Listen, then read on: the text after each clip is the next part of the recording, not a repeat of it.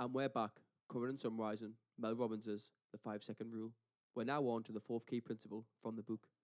You can't control your feelings, but you can always control your actions. To many people, professional athletes are extremely inspirational, as they should be. Athletes show us what's possible when you put your mind and body through rigorous training and practice. Some pro athletes seem practically inhuman, but their ability to push past most people's physical limits is determined by one simple trait.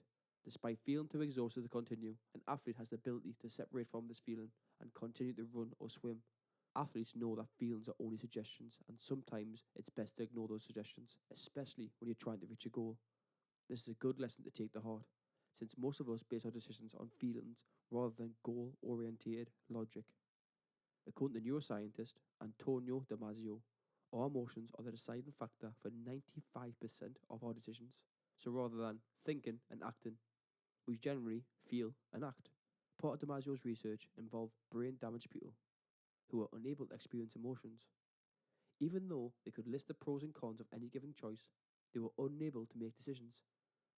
Damasio's work led him to believe that humans aren't thinking machines that feel, but rather feeling machines that think.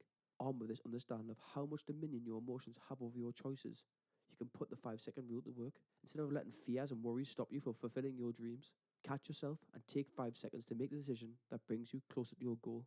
This is known as a psychological intervention, which dates back to Aristotle, who summed it up as do good, be good. In other words, you have to change your behaviour before you can change the way you feel about yourself. The 5 second rule is such a useful tool because it's focused on doing just that. It changes your behaviour and provides you with the courage to overcome the psychological obstacles that stand in your way.